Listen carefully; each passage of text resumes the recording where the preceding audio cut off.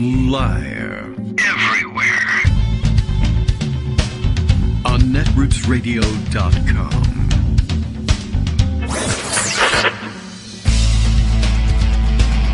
David Waldman. Kagro. In the morning. Now, here's David Waldman. Hey, good morning, everybody. How you doing? It is Tuesday, December 5th, 2023. Time for yet another show, and you'll never believe it. Trump is terrible, and various things are happening. So that's the theme of the show for today. Of course, today is a Tuesday, and we'll see if all goes correctly and I punch all the right buttons and I don't hang up on her. Joan McCarter expected to drop by. Missed her last week. Hopefully she can come by this week before Congress quits for the year and comes back to the next government shutdown crisis. There are a number of weeks left before we're supposed to see another one of those, but the largest portion of those will probably be spent away from Washington, which is why we're always in perpetual government shutdown crises. So we have that to catch up on, plus more. There's lots of small-ish stories, large stories that we'll only mention in passing, I suppose. That's also possible. And gosh, there's just so much. So we'll find out, and there's going to be an opportunity to talk, too, a little bit more in depth. We raised the story the other day, and maybe Joan can tell us a little bit more about it, because I'm sure it must have been exciting to her to see Dick Durbin, take the reins of the Judiciary Committee and enforce his subpoenas through in the case of Harlan Crow and Leonard Leo. And although we mentioned it, I don't know, maybe there's some additional insight she'd like to add to that. Or just cheer and take the opportunity to say, all right, well, finally he's done something like this. The kind of take charge event that we've been hoping that he would do. But, of course, we've been hoping that for blue slips for many years. So you take it where you can get it, I guess. Let's see. We'll see what's on Justice's mind. Oh, yes, okay. One of those things. Oh, yeah, okay. One of those two. There are several. Let's see. First of all, yes, he notes that all deadbeats think paying back a loan to your dad is a crime. James Comer continuing to lead the stupid and probably futile effort to impeach Joe Biden for things that he imagines are a crime. And I guess the latest development in that, long story short-ish, Philip Bump has covered the story quite thoroughly, as a matter of fact. But I guess the latest development is, smoking gun. We have checks written from Hunter Biden to Joe Biden. And in relatively small amounts, as it looks like. Or maybe it's Hunter Biden's law firm even. And there was, of course, a loan from Joe Biden to Hunter Biden.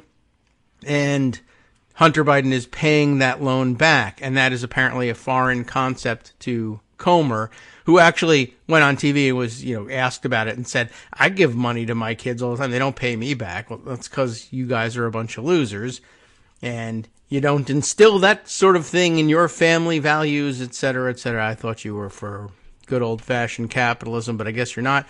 I mean, people do give gifts to their kids, true, but, if you make a loan, it's good to, require them to give it back, especially, by the way, if you're in public service. And you're going to be subject to scrutiny. So, of course, naturally, the Republicans would find out the loan was actually being paid back and still say it was bad. So that's kind of where we are now. Philip Bump writes actually a sort of a catch-all thing on where he is now. Shall we share that? And then we'll move on to topic number 2. James Comer's Biden claims do not deserve the benefit of the doubt, says Philip Bump in the Washington Post just yesterday. There has been a consistent pattern displayed over the 11 months since the Republicans regained control of the House majority, and with it, leadership of the chamber's investigatory committees. The pattern, House Oversight Committee Chairman James Comer will make a claim alleging wrongdoing by President Biden, and then, in short order, that allegation will be shown to be incorrect or baseless. It does sound familiar. Thanks to his stewardship of endlessly wolf-crying effort, to impugn the president, Comer's profile has risen dramatically in the past few months. I did see somebody commenting on this part of his article. The boy who cried wolf eventually did see a wolf. So it might have even been Philip Bump commenting on his own article in that case. But on social media. Anyway, so let's see. He's aided in this, Comer is, by the extensive right-wing media universe in which his claims are immediately celebrated as though, and through which they propagate quickly, but because more objective audiences, I'm having a hard time this morning, I'm not warmed up yet, have not been paying close attention to the claims he's made since taking over leadership of oversight. Many observers aren't aware of the extent of his track record of making false or indefensible claims about Biden, so we should put a fine point on it. Comer's track record makes it obvious that he does not deserve the benefit of the doubt. Allegations that he offers should not be granted the baseline assumption that they are true. We can begin with the development he announced Monday and work backward. Okay, that'll be helpful. For months, Comer and his allies have insisted that Biden was the beneficiary of payments from his son Hunter Biden or his brother James Biden, despite lack of evidence of such payments. So, it was with no small amount of smugness that Comer announced the discovery that there were direct payments to Joe Biden, a recurring payment originating from Hunter Biden's law firm to the current president. Hunter Biden's legal team and the White House media allies claim Hunter's corporate entities never made payments directly to Joe Biden, Comer said Monday in a recorded statement. We can officially add this latest talking point to the list of lies. You'll notice how precisely Comer phrased that the media said corporate entities never made payments. It is true there was no evidence of such a payment, but the broader issue highlighted by the media was that there was no evidence that Biden was benefiting from Hunter's or James's deals. And there still isn't. As the Washington Post reported Monday afternoon, the payments from Hunter Biden's law firm in 2018, just over $4,000 in total, were in fact repayments for a truck Joe Biden helped his son purchase. Text messages released as part of the cache of digital files related to Hunter Biden that became public in 2020 include an interaction between the president's son and a salesman at a Ford dealership in June of 2018. Hunter Biden was running late. The dealer confirmed that his father had already arrived. As it seems, the purchase was being finalized. Another message in that set of documents, which have not all been verified by the Post, identifies Joe Biden as the person holding the insurance on the truck.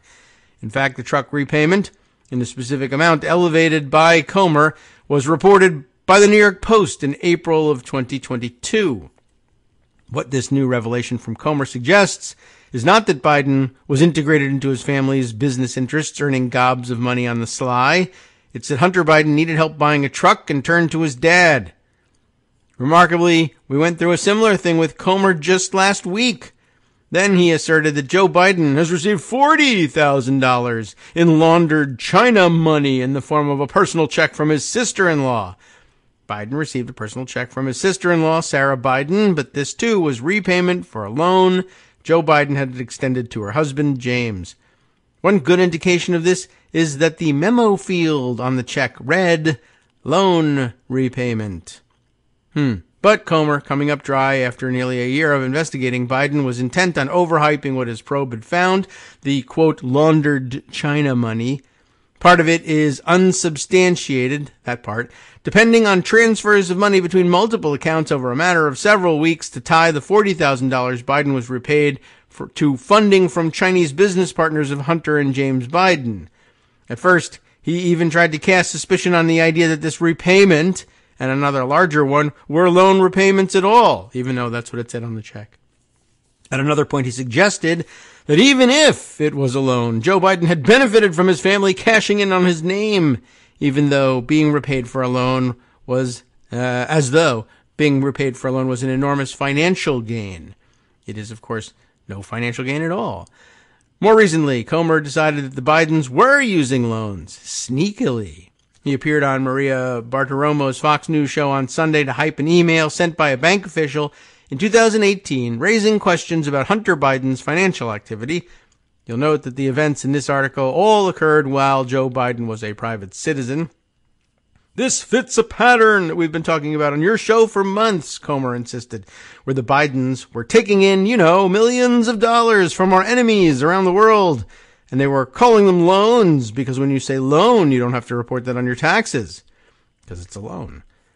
Again, exaggerations. The millions, quote, from our enemies, went to Hunter Biden and his uncle, not the Bidens, in a way that includes Joe Biden. The application of enemies also depends on conflating the business partners of Hunter and James with the governments of the countries where the partners were located. But the pivot here is important. Now, loans aren't a cover for wrongdoing, but somehow evidence of it. What's the value in this to Comer? He made it clear to Bartiromo, insisting that less conservative Republicans might be more likely to support a Biden impeachment now, after returning to their districts over Thanksgiving. There, he said they were harangued by constituents who wanted to see the president held to account, views fostered by the right-wing media world's amplification of Comer's false claims. Mind you, what's outlined above are only the most recent iterations of Comer's efforts. After his committee deposed Hunter Biden's former business partner, Devon Archer, he claimed that Archer had revealed how Joe Biden had acted on behalf of one of Hunter Biden's clients. In reality, the timeline presented by Comer was incorrect, and Archer's testimony reinforced that Joe Biden had never taken action for those business efforts.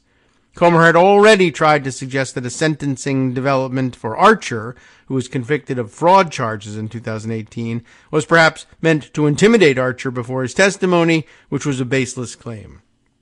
Then there was the allegation Comer presented in May alongside Senator Charles Grassley of Iowa that Joe and Hunter Biden had received enormous bribes from a foreign actor. Comer spent weeks treating the claim as true, pushing with Grassley for the release of an FBI document in which an informant conveyed having heard about the allegation. No evidence in support of the claim has emerged. Evidence that the claim is false, however, has been made public. This is just a cursory overview, once again, of Comer's claims. We could point out, for example, that he and his allies continue to make basic allegations about Biden's family and their businesses that the Post showed were untrue in August. In short, Comer had made numerous allegations against Biden over the years, including several new ones in the past few weeks. Those allegations have never been demonstrably true. Instead, they've often quickly been shown to be demonstrably false. Right-wing media outlets have an obvious reason to pretend that each of Comer's new, quote, revelations is noteworthy, important, and inculpatory for the president. Everyone else has an obvious reason to assume that if James Comer says it, probably won't pan out. So, not a fan of James Comer is Philip Bump. So a good place to turn for a quick analysis of those things. The other thing also on, I guess all of our minds, but on Justice's mind as well. This one, I don't know that I'm going to read the whole story, although I'm sure it can be done pretty quick, but yes. The latest on Bob Menendez. And I've told you all a good portion anyway of my Bob Menendez stories. I don't even know what might be relevant otherwise that I might bring up. But yeah, so, of course, we all know about the gold bars having been found in his house. And the new twist, and I guess really we'll just kind of acknowledge it here and maybe take another tack on it. But what else can I tell you? I'll read you one of the many headlines on it. This one's from NBC News. Gold bars featured in Senator Bob Menendez bribery case, i.e. the ones found in his house, are linked to a 2013 robbery records show. Subheader here says, a businessman told police that he was the victim of a robbery in 2013 and asked them to recover the 22 stolen gold bars. 4 of those bars were found a decade later in Bob Menendez's house, which I don't think any of the stories suggest that Bob Menendez robbed this guy. I think the story is supposed to be that the guy may or may not have falsified information about this robbery. But at any rate, I guess, gold bars have identifying marks, and he claimed he was robbed at gunpoint. I think they say in some of these articles, $500,000 cash and some gold bars and probably some other crap. 22 gold bars stolen from his house in 2013. And, this is the guy who was bribing him. I don't know whether he tried to pull off an insurance fraud and claim that these gold bars had been stolen, but he had in fact used them to bribe people or what. I'm not sure. But by the way, another interesting development just in terms of who are these people with $500,000 in cash and gold bars in their house as a matter of routine? And the answer is probably criminals. But anyway, it didn't make things any better. That's one of the worst headlines you could possibly have. So, well, there you have it. We acknowledge that is true, and I imagine people will be calling for resignations again. He'll insist that he doesn't have to resign and that he's innocent, and then we'll find out what kind of story he wants to tell, and then juries will do their thing. Anyway, I just thought, well, that's interesting. And probably be the basis of some sort of sly reference and or joke at some later date. So, we'll throw that out there. You can't have that in the headlines. All right, let's see. A couple of other things that I might be able to run through quickly or share with you. Oh, yeah. Yesterday, I hinted at maybe we owe you this story. How long is this story? This is the story of Trump and his various weirdo pardons. Oh, and it's I can't tell how long it is. It looks like it's pretty lengthy, but it's also one of those stories with lots of graphical elements that you got to scroll through. So the scroll indicator bar isn't exactly a great method of estimating how much time it would take. But I mentioned in drawing a certain conclusion that there was some additional danger in, believe it or not, in the possibility of a Trump presidency from his abuse of the pardon system. There's a whole article on it. Trump pardoned them. Now they're helping him return to power, which only tells part of the story, because part of the other part of the story is for some of these, I don't know whether these are the guys featured in this article, but some of those people who have been pardoned have also gone straight back to commit the crimes, in many cases the same crimes that they were pardoned for earlier, just with different victims. Probably figuring, I guess I can get pardoned again. But this one is slightly different in focus. Trump pardoned them. Now they're helping him return to power with an equally disturbing abuse of the system. Beth Reinhard, Manuel Roig Franzia, and Clara Morse. Morse, E-N-C-E. That's an interesting middle name there. All three on this headline at a diner. Oh, well, known for political chit-chat at that. So that's some diner. And it's also known for Coca-Cola memorabilia. So if you're not there, come for the Coca-Cola memorabilia. Stay for the political chit-chat. All diners are, of course, known for political chit-chat. And this one in Fountain Hills, Arizona, is where former Maricopa County Sheriff Joe Arpaio walked from table to table on a recent fall morning, asking voters to back him for mayor of his Phoenix area hometown and to support the former president who once rescued him from a potential prison sentence. He was in fact sentenced to prison, but let's run for mayor anyway. Are you for Trump? Arpaio asked one restaurant patron as town council members, a Republican Party activist, and a Bible study group ate breakfast at tables nearby. Are you for Trump? Because I'm not him, but I'm running for mayor. And if you're for Trump, he likes me. You should vote for me. That's, I'm sure, actually, that's the actual pitch here.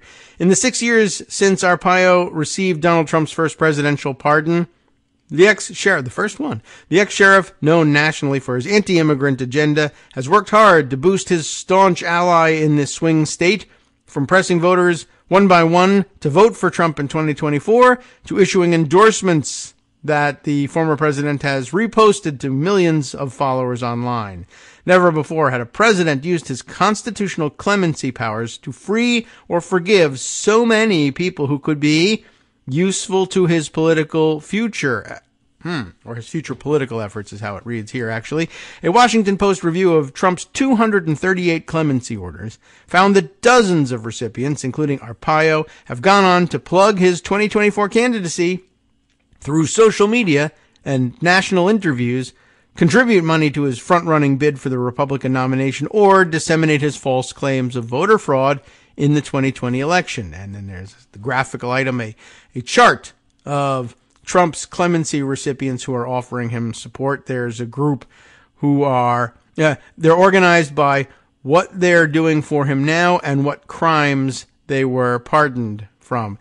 There are 5 in the group, 6 in the group, pardoned for financial crimes, including Steve Bannon, also Conrad Black, Rod Blagojevich, Rick Renzi, and Steve Stockman.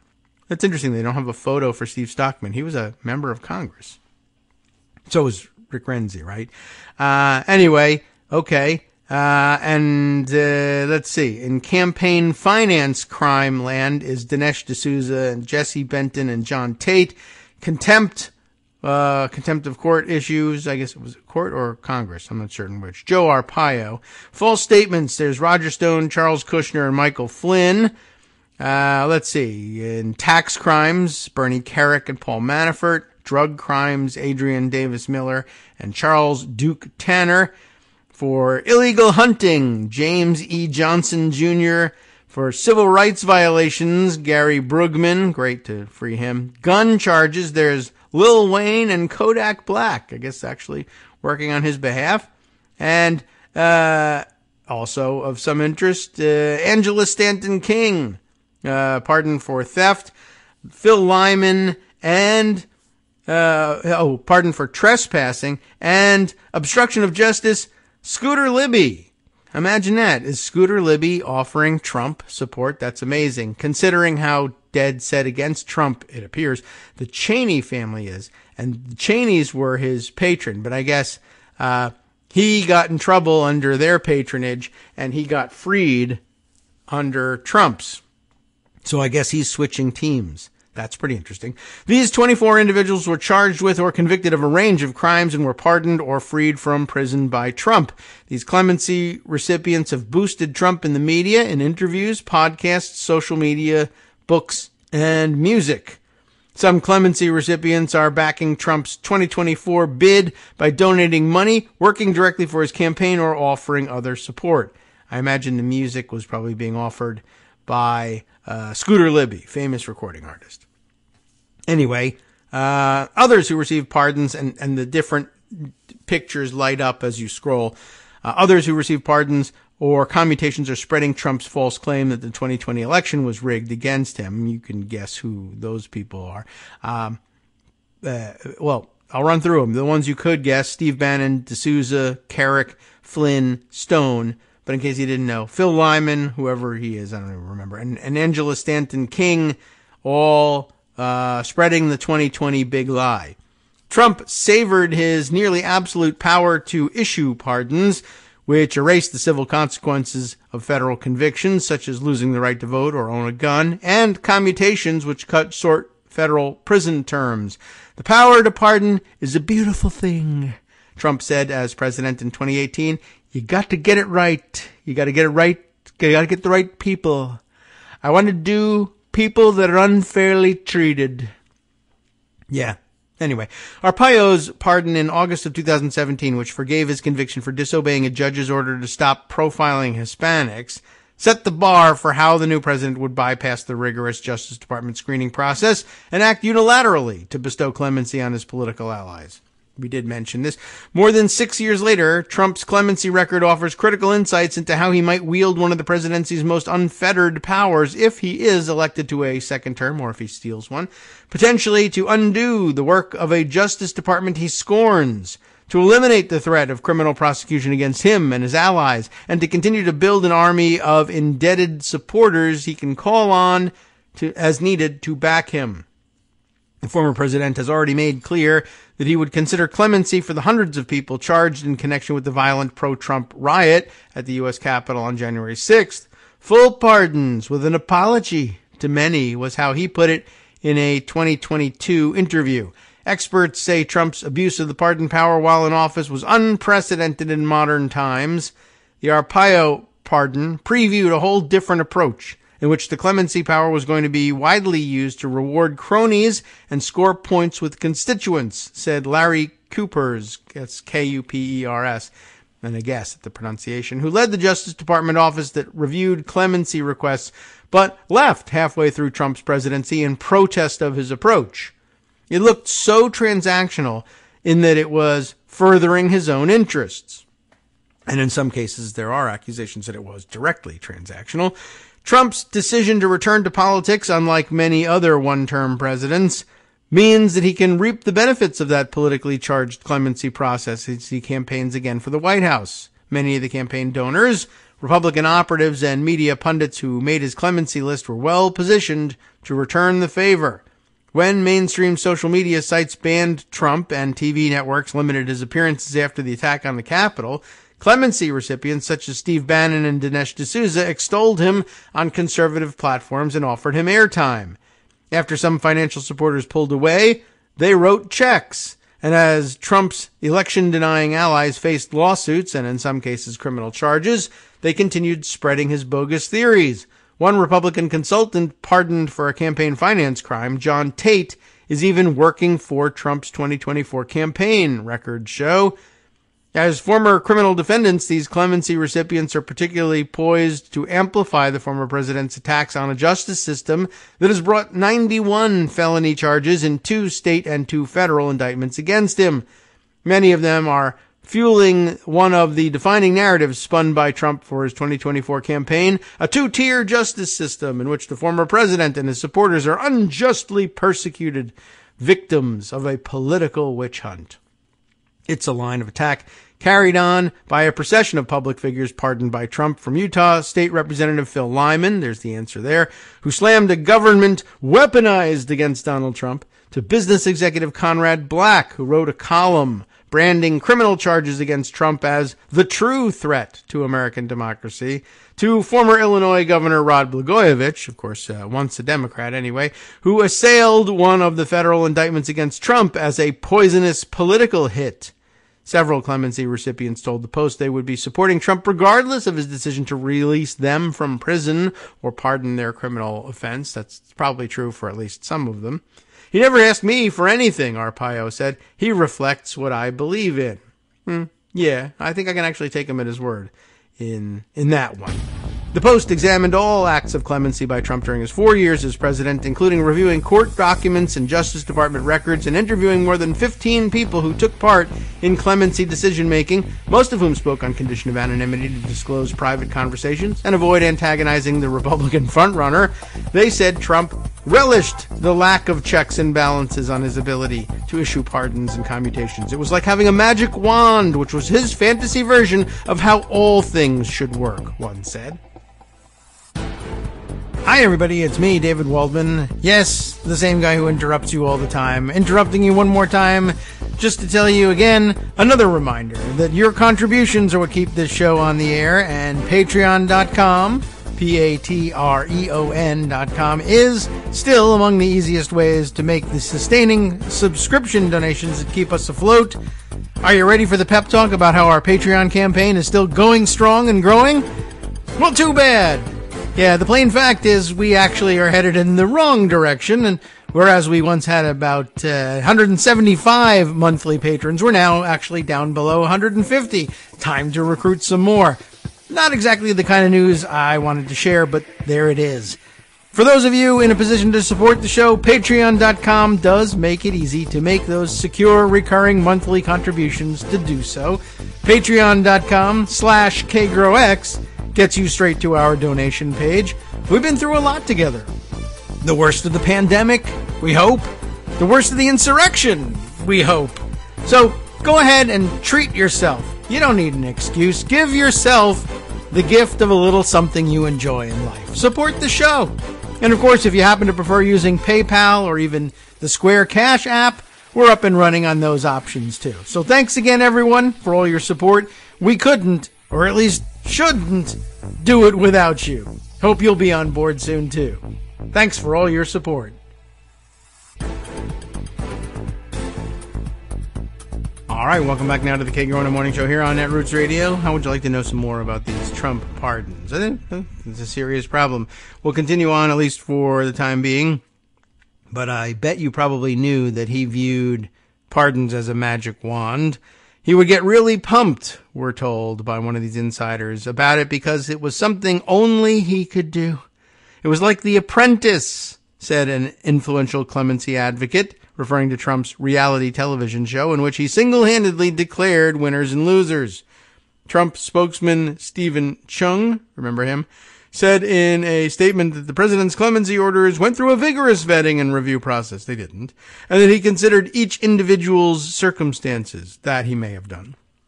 If he returns to the White House, through legal means or otherwise, Trump could try to pardon himself in the 2 federal cases pending against him. In one, he and 2 co-defendants are accused of mishandling classified documents after he left office. He is the lone defendant in the other federal case, which accuses him of conspiring to subvert the 2020 vote. Trump has denied wrongdoing in both cases, A presidential self-pardon is untested in the courts, and legal experts disagree on whether such a move would be constitutional. We don't know. Never been tried. Never had to. In my view, there is nothing to stop a newly elected President Trump from at least trying to issue himself a pardon. That's clearly true. Although handling the pen, or if you put the pardons up a flight of stairs, there would be something that could stop a newly elected President Trump from trying to issue a pardon for himself. But let's see. American University assistant professor Jeffrey Crouch sees nothing to stop him from trying. And I mean, that's kind of a duh answer. But anyway, he is, despite the duh answer, an expert on federal executive clemency. What happens after that is anyone's guess, but it would likely be the Supreme Court's responsibility to decide at some point. Trump resolved two issues. The first pardon of his presidency to Arpaio, even before the sheriff was convicted of criminal contempt. So that's sort of problematic out there too. Like, go do a crime and don't worry about it. I'll save you. He and Arpaio had bonded years earlier as they both falsely contended that President Barack Obama was not born in the United States and spread phony theories about his birth certificate. Arpaio threw his support behind Trump just 1 month after he started running for president, long before Trump became the Republican frontrunner. They became companions on the campaign trail and partners in the crusade to tighten the border by linking illegal immigration to violent crime. So, in the spring of 2017, as Arpaio faced charges for detaining Hispanics because he suspected them of being illegal immigrants, Trump asked then Attorney General Jeff Sessions whether the case could be dropped. Trump backed off after he was advised that it would be inappropriate for the president to intervene in an ongoing criminal matter. Instead, he decided to wait and pardon Arpaio if he was convicted, which is, of course, intervening in an ongoing criminal matter. I know they think that the criminal matter is closed after the sentencing, but serving the sentence is part of the criminal matter. But it's a recognized intervention point, I guess. Anyway, instead, he waits pardons Arpaio when convicted. Arpaio was found guilty in July, faced up to 6 months behind bars. When Trump announced the pardon in August, it violated nearly all of the requirements established by the Justice Department for clemency requests. Arpaio hadn't filed a formal petition. He hadn't expressed remorse. While the department's guidelines establish a 5-year waiting period after conviction or release from confinement before applying for a pardon, Arpaio hadn't even been sentenced yet. Trump was not going to be hamstrung by guidelines written by some Justice Department lawyers sitting in a closet, Arpaio's attorney, Jack Wilenchik, said. Wilenchik, probably. He's going to do what he thinks needs to be done. Arpaio's pardon was widely viewed as red meat for the president's political base, which had embraced Trump's campaign vow to build a wall along the southern border. But Trump was also very personally moved by the ex-sheriff's legal troubles, said Sean Spicer, who served as White House press secretary during Trump's first 6 months in office. The president felt as though Arpaio had been screwed over, Spicer said, and the president felt that he had been screwed over often in the media as well, so he felt that connection with him. All of you have been screwed over. Screwed-overs of the world unite. Speaking broadly about Trump's approach to clemency, Spicer added that he has this soft spot for people he thinks have gotten screwed. Of course, he thinks the people who have gotten screwed are the people he knows and likes and he's friendly with. Everyone else is getting what they deserve.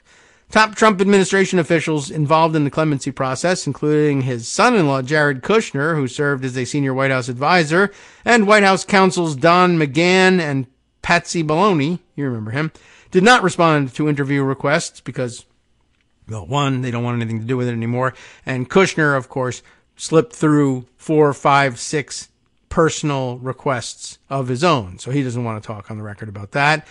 In his recent memoir, Kushner defended the ex-president's clemency record, because it was on his behalf, saying that Trump faced increasing personal scrutiny by law enforcement, and as that happened, he intervened in worthy cases, quote-unquote worthy cases, that reflected what he saw as iniquities in the justice system. But they're everywhere. He wasn't looking very far and wide for them, just whenever they happened to his friends. or when Jared told him they were happening to his friends, or Jared's friends. The more Trump was persecuted through partisan investigations, the more he condemned the injustice of overzealous prosecutors and wanted to help others who had been treated unfairly, Kushner wrote, or someone Kushner hired. Anyway, Trump frequently attacked the federal investigation into Russian interference in the 2016 election as a, quote, hoax, and he further strained his relationship with the Justice Department by disregarding longstanding clemency protocols.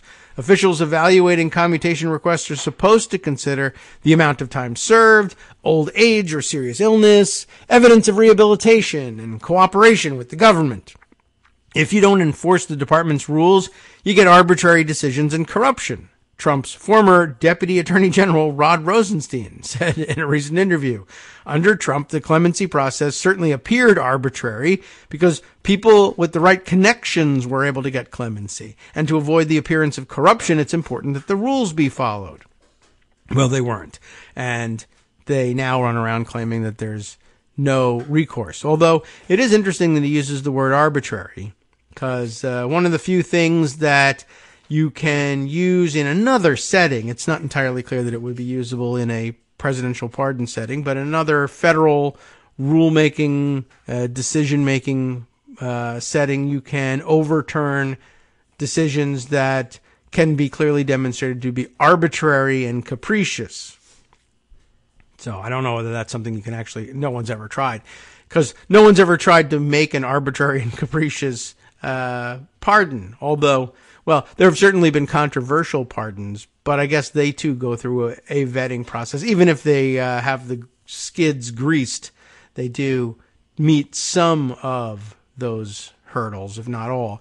Anyway, less than a year after the Arpaio pardon, justice officials were particularly concerned when Trump zeroed in on father and son ranchers convicted of setting a fire that consumed 139 acres of federal land in eastern Oregon. Anti-government militants opposed to federal control of public land and conservative media were hailing ranchers Dwight and Stephen Hammond as heroes. Rosenstein said he was worried Trump would pardon the men without first seeking feedback from prosecutors involved in the case. Rosenstein said he successfully lobbied McGahn, the White House counsel at the time, to at least solicit guidance from law enforcement before pardons were announced. We were supposed to be a pro-law enforcement administration. And if there are strong opinions about these people being dangerous, that's something the president should know before making a decision, Rosenstein said. Well, there's no getting him to know anything. It's unclear what prosecutors told the White House, but Trump freed the Hammonds from prison in July of 2018. Rosenstein resigned in 2019, and despite his request, the Justice Department was largely cut out from clemency decisions while Trump was in office. According to many people involved in the process, the wealthy and well-connected brought clemency requests directly to the White House, jumping ahead of thousands of people who had filed formal petitions with the department's pardon office, and in some cases have been waiting for years. But screw them. The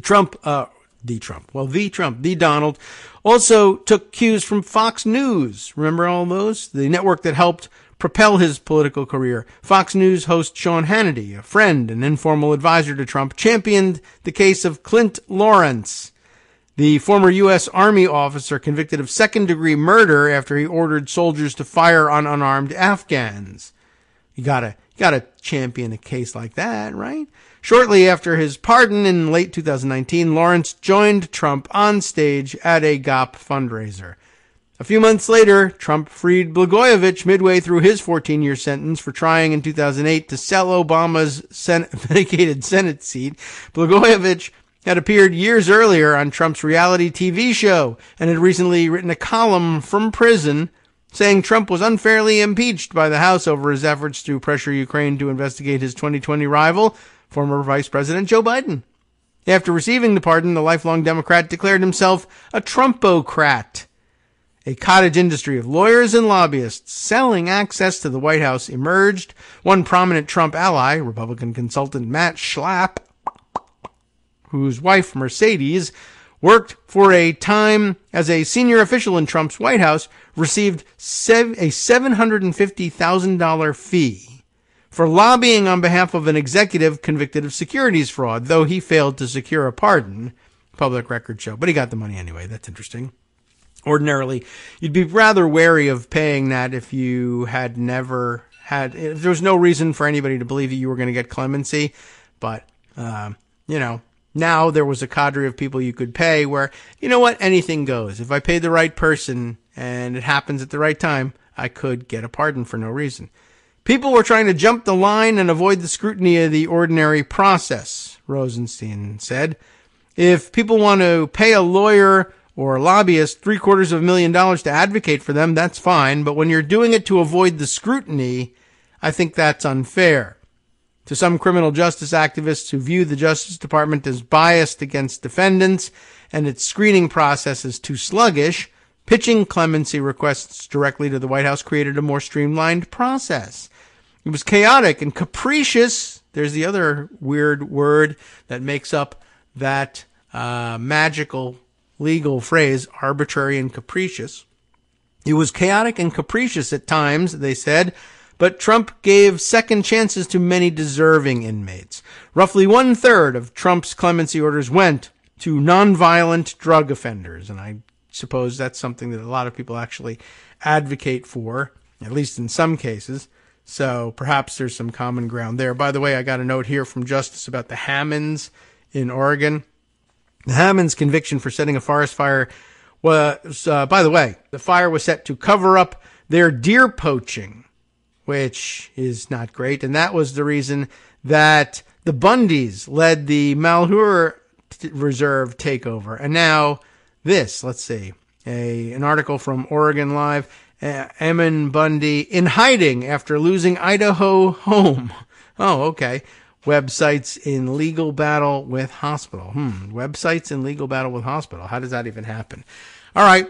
Well, that's worth considering, and we can pass that article on, or we can take a peek at it later on, perhaps. But no stopping the Bundy clan, I guess. They just continue on with their defiance, figuring they'll be pardoned for any infractions that may come along in the future. Anyway, where we left off with Trump's pardons here, a quote, "I don't think it was necessarily a good process, but we had to work with what was available," said Brett Tolman, a former U.S. attorney in Utah who lobbied for a number of people seeking clemency. "I would like to see a system that doesn't reward individuals based on who they know or whether they have resources." But he's essentially saying, but since we had one, I figured I would try to get some of my clients pardoned. I don't know that that's completely outrageous. Presidents from both parties have at times ignored the Justice Department's clemency guidelines under the virtually unchecked power granted by the Constitution, but none in modern times as frequently as Trump. Only 25 of Trump's 238 clemency grants, roughly 10%, were recommended by the department's pardon office, a historic low, according to an analysis by the federal sentencing reporter Law Journal. Okay. Now, that's something that he easily could have disguised, right? If he doesn't give a damn one way or the other, he could have lowered the percentage or raised the percentage that were recommended by the pardon office by just saying, give me 1,000 of your top pardons, and I don't care who they are, I'm just going to do it. And then that way it would have obscured and by far outnumbered the number of pardons and clemency grants that he was giving to friends and cronies. But he was happy to do it openly. Seeking approval from the Justice Department is traditional but not required. The sole restrictions laid out in the Constitution, so far anyway, are that the president can offer mercy only for federal crimes and not for impeachment. The president can pardon pretty much whomever he wants, and he can use the power as often as he would like, Crouch said. Trump deviated from the normal practices of Republican and Democratic presidents alike with his clemency program. Put simply, Trump regularly abused clemency for his own personal reasons. By the way, now would be a fun time to renew my exercise in Republican thinking, which more or less purposefully misreads the Constitution in order to come up with something that a funny read with one eye closed of the text would lead you to a totally wrong conclusion.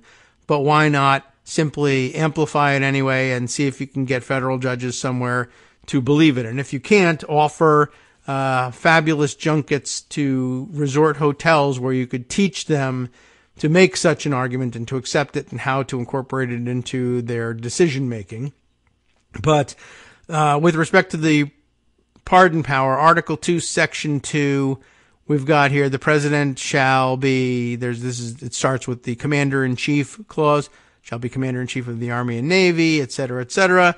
And then down here, shall have power to grant reprieves and pardons for offenses against the United States, comma, except in cases of impeachment, which the common interpretation of all of this is, well, you can't pardon an impeachment, so whether of yourself or anyone else, so that Trump being impeached the first time or the second time or both wasn't allowed to pardon himself of the impeachment and therefore had to go through the impeachment trial. But as a Republican intentionally misreading things, I would say, well, under what circumstances does a president have the power to grant reprieves and pardons for offenses against the United States? All cases, except in cases of impeachment. That doesn't mean people who are impeached can be pardoned. That's not part of the legal system. It doesn't make any sense to wonder even whether or not a president can pardon something not happening in the justice system.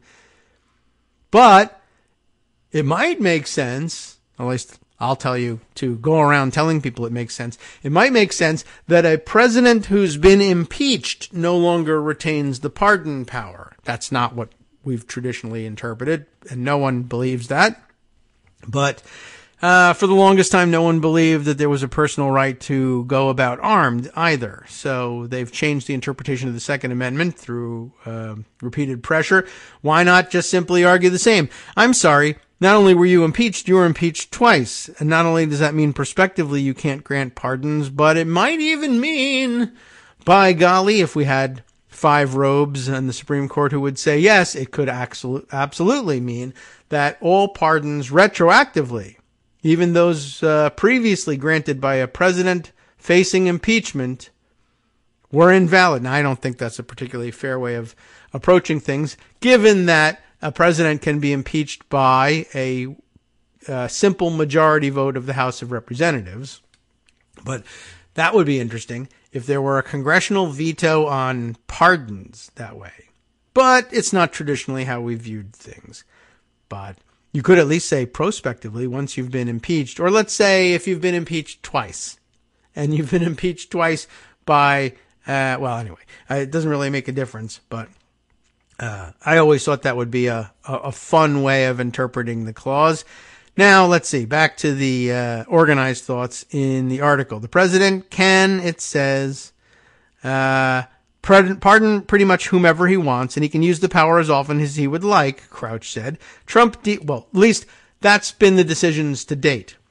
If things change, if the right number of robed individuals say it's otherwise, then it becomes otherwise. Maybe until we just stop recognizing the rule of law, et cetera, et cetera. But again, I will point out that the 2 magic words that can, in other contexts, reverse a government decision, arbitrary and capricious, have both appeared in this article. I don't know whether that's intentional or not, but if not, it's pretty magical itself.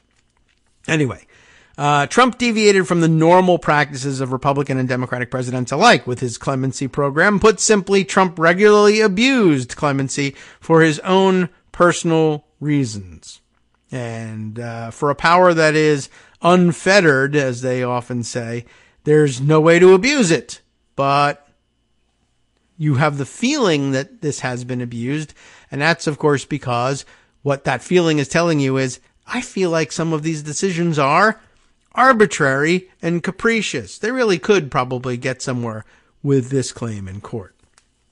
President Bill Clinton was widely criticized for granting clemency to 176 people on his last day in office in 2001, including issuing a pardon to Mark Rich, that's the one everyone loves to point to, the ex-husband of a major donor and an accused tax cheat who fled the United States to avoid prosecution.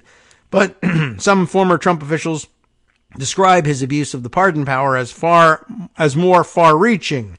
In the last 2 months of his presidency, Trump refused to concede defeat, as he did. He rolled out 194 of his 238 clemency orders and some of his most openly political decisions. He pardoned Roger Stone, his longest-serving political advisor, Bannon, his former White House strategist, and former National Security Advisor Michael Flynn.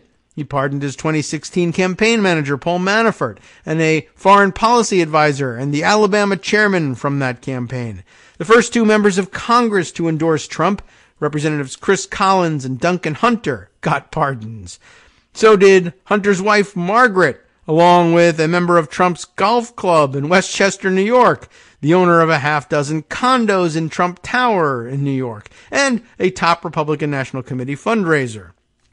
What happened was a favorability and access process that wasn't based on a particular philosophy about our penal code, said Mark Short, who served as chief of staff to Vice President Mike Pence. It wasn't a process that evaluated whether people accepted responsibility or expressed remorse. Pardons were offered as favors for relationships inside the office. Short said the White House counsel's office asked if his boss wanted to add any names to the last rounds of clemency decisions. Pence declined. Don't hang me, that's all I'm asking for. We opted to stay away from it because it was very unseemly. Short said, with the exception of recommending a pardon for former United States Representative Robin Hayes, a North Carolina Republican who had pleaded guilty to lying to the FBI during a corruption investigation. So throw that in there. A flood of clemency requests from Trump friends and family members in the final weeks is described by Cassidy Hutchinson, aide to then White House Chief of Staff Mark Meadows, in her memoir. On Trump's last day in office, as Hutchinson prepared to call Meadows, White House counsel Cipollone relayed a message to the Chief of Staff regarding the partner of Donald Trump Jr., one of the president's sons. Hey, Cass, while you're on the phone with him, Cipollone said, according to Hutchinson's book, can you tell him we cannot pardon Kimberly Guilfoyle's gynecologist? A representative for Guilfoyle said she never spoke to the White House about pardons.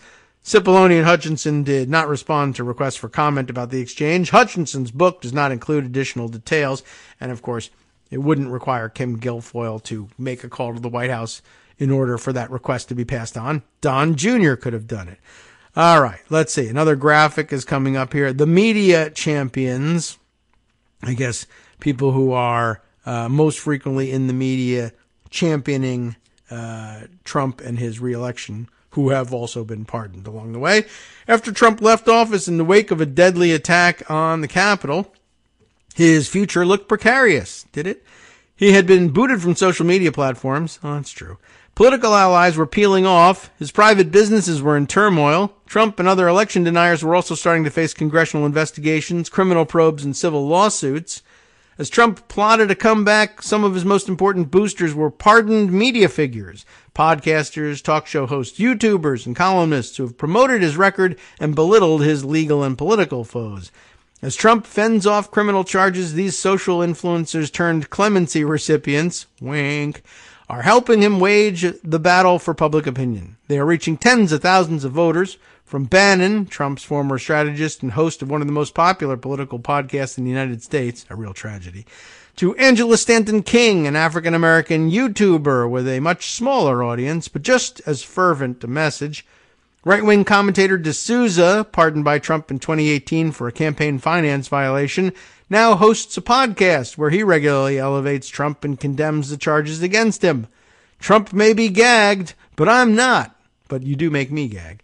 D'Souza said in one recent episode that railed against the federal judge who had ordered Trump to stop disparaging witnesses and court personnel. I'm ungagged.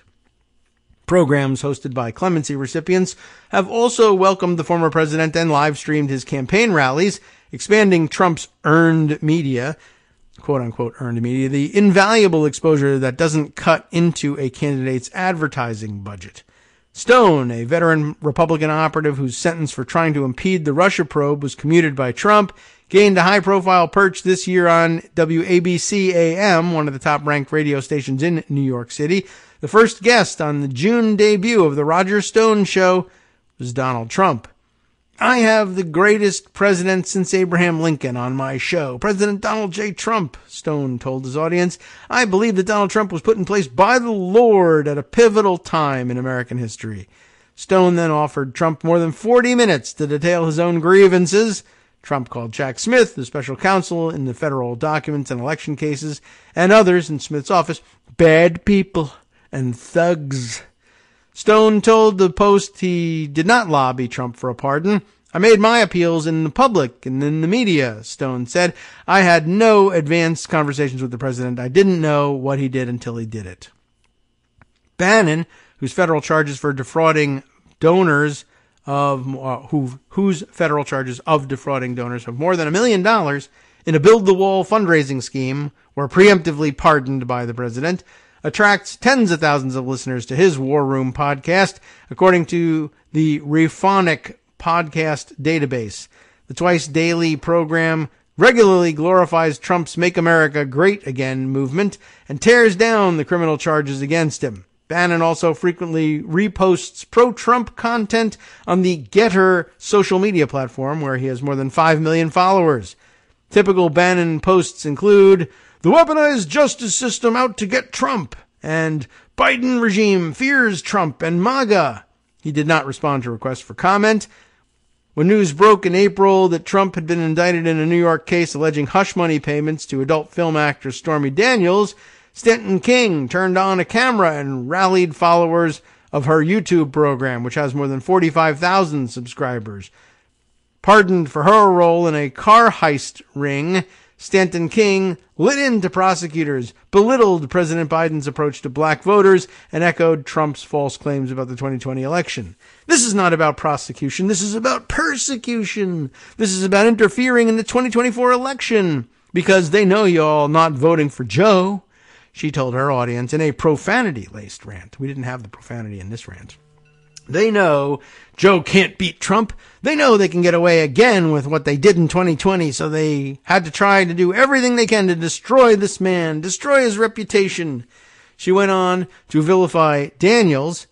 They just made even more black people able to relate with him, she said. Stanton King had been trying to help Trump erode Biden's support among black voters, a traditionally Democratic constituency. In May, she appeared on a streaming program hosted by Trump's daughter-in-law, Lara Trump. They all have programs. You really do talk quite often about your story, about your interactions with President Trump, Lara Trump said. Your goals really are to dispel any myths about my father-in-law and any idea that some people might get if you watch the wrong news outlet. Stanton King declined to comment. Okay, we've gotten through most of this here. There's still more to go, of course. Perhaps we shift gears at some point after our top of the hour break. We'll be right back.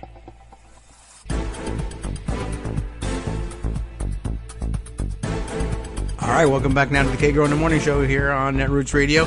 One note before we continue on with the coverage from Ballerina X, who's listening along to the live stream here. Just saying she thought she'd throw in a little Utah trivia for us. The newly elected replacement House representative, the latest special election that throws another vote back in the R column as they expel George Santos. Not related, but I mean, happened near in time. Anyway, the newly elected replacement House representative from Utah is a Bundy cousin. So wonderful. As you might have guessed, the reaction might be when you sent that one to us. So thanks for the contribution. Always good to have a additional perspective to throw in the middle of these things. So Justice and Ballerina X, thanks very much for adding some color commentary to things along the way. All right, I think we'll wrap up that reading. There are a couple more sections. They're all very interesting, and I think I really need to read through it and find out the little, the small facts that I think might come up again later in some other context, and then we can say, yes, there was this fact that we picked up along the way from at least part of the article that we read. But I'll transition out of it by saying, there are, in fact, other articles from a few months back, which may or may not have current purchase at the moment, but not that long ago. This is May of 2003. May 15th, 2003, NBC News from Zoe Richards reporting under this headline, Giuliani accused of offering to sell Trump pardons for $2 million each in a new lawsuit. Maybe there's been some progress of late. Maybe that's why that was back in the news. But the suit includes allegations of sexual assault and harassment, because $2 million isn't enough. You also should give me some sex as well, and then we'll get you pardoned. And if you don't like it that I forced sex on you, maybe I can get that pardoned too. Anyway, the suit includes allegations of sexual assault and harassment, as well as wage theft and discussions of plans to overturn the 2020 election. All right. By way of background, the first couple paragraphs, a woman who said she worked for Rudy Giuliani during the last 2 years of the Trump administration alleged in a wide-ranging lawsuit that Giuliani, the former president's personal attorney, discussed selling presidential pardons and detailed plans to overturn the 2020 election results.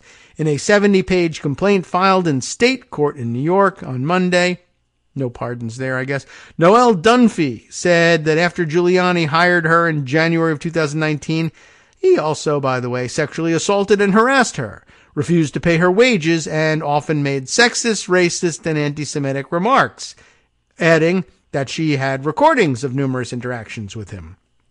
Dunphy, who's seeking $10 million in compensatory and punitive damages, said Giuliani had hired her for $1 million a year, in addition to expenses and pro bono legal representation for a domestic abuse case against a former partner.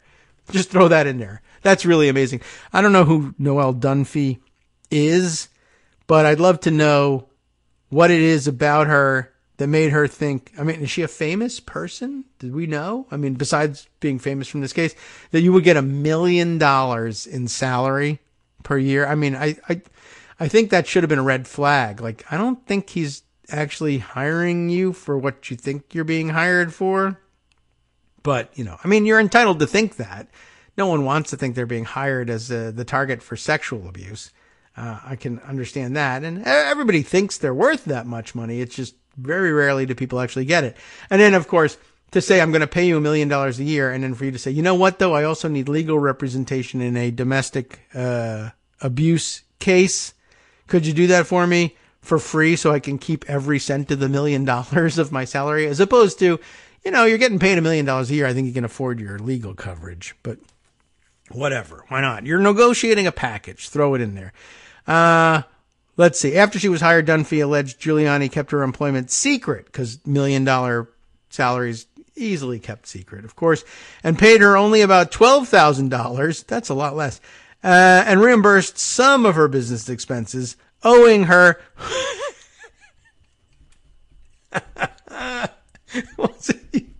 no wonder things go south so quickly. Owing her $1,988,000 in unpaid wages. She said she was fired in January of 2021. Can you imagine? Like, awesome, I'm making $1 million a year. Hey, I'm making $1,000 a month. That is weird. I mean, I should just declare myself to be under contract for $1 million a year, because that's about what I clear from Patreon. Is about the same, but I didn't believe anybody was going to give me $1 million a year.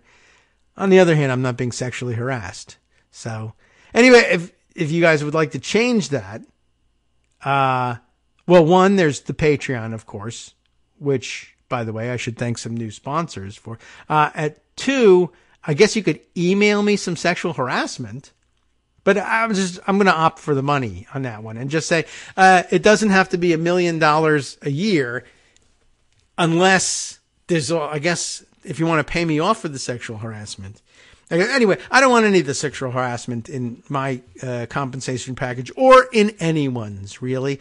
We'll just take the money. But I mean, how long does it take you to recognize I'm not getting the money I mean, $1 million. Can I just do the quick math on this? This isn't going to make any of the difference. I think it's obvious without doing the math, the difference between getting paid $1,000 a month and getting $1 million a year. But just by way of doing the math, because it's not that easy for everybody, $1 million a year, you know, divided up into months.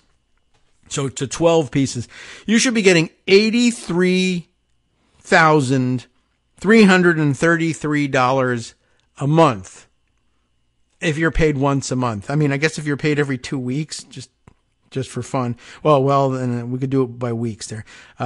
Divided by 52 weeks there. You should be getting $19,230.77 a week.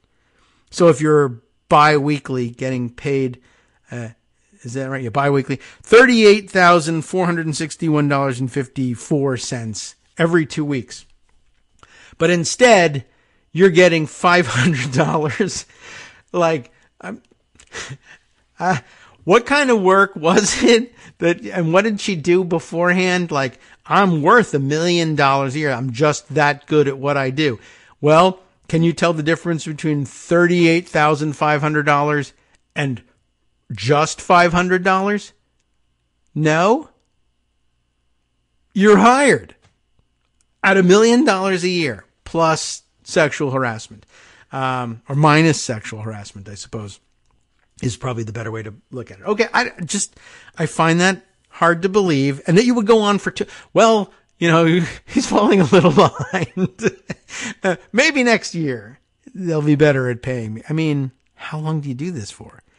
I got to tell you that I think the defense will probably use that too. Like, I don't know, man, you were supposed to be getting $1 million a year. You were getting $12,000 over 2 years.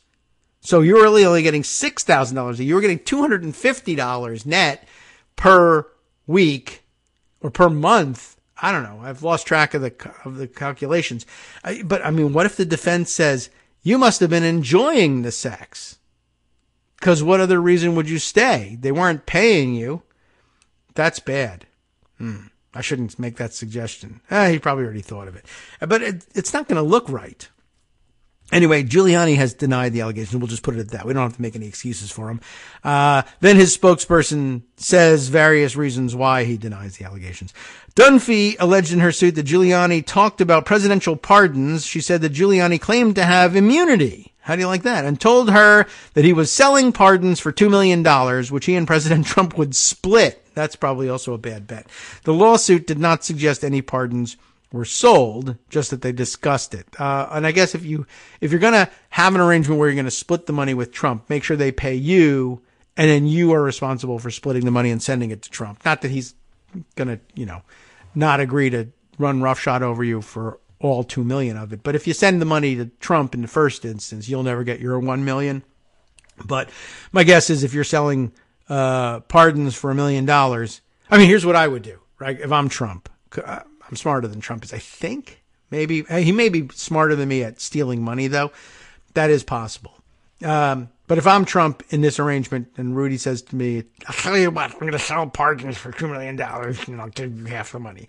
That sounds very beautiful, very beautiful. Let's do it and send me the money. But, I mean, the thing you would do, I think, is Rudy sells, I don't know, let's say, for the sake of argument, just to keep things simple, he sells one pardon for $2 million. And Donald Trump then, or he comes to Trump and says, Mr. President, this promise, here's $1 million from the $2 million pardon I was actually successful in selling. Okay. To which Trump then says, I'll tell you what, it would really be great if you gave me both millions of the 2 million. Because if you don't, then I'm going to tell people you sold the pardons and you're going to go to jail. I could pardon you, but that'll cost you $1 million. And there goes the profit. That would be really something. Everyone, I have a sad announcement to make. You're going to have to arrest Rudy Giuliani, who I used to trust, but now I don't. He sold a pardon for $2 million. And, of course, Giuliani would say, but I gave $1 million of those dollars to President Trump. That was the deal. I don't know what he's talking about, but if he gives me another $1 million, I won't care what he's talking about and I'll pardon him. That would be the most beautiful scam ever.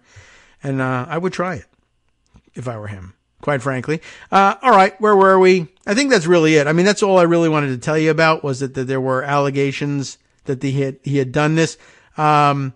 It involves all sorts of people. It looks like there was perhaps one offered to Lev Parnas, though I guess Lev Parnas found out early on that he wasn't likely to actually get one, so he changed his tune and has mostly been talking to prosecutors and cooperating with them and trying to give them evidence against both Trump and Giuliani the impeachment cases and in the criminal cases against him. Or maybe it was, it might have come in different chronological order. He might have felt under the gun and given up Trump, and then he was then removed from the pardon list. Anyway, Giuliani says he's denied allegations that he sought a pardon for himself.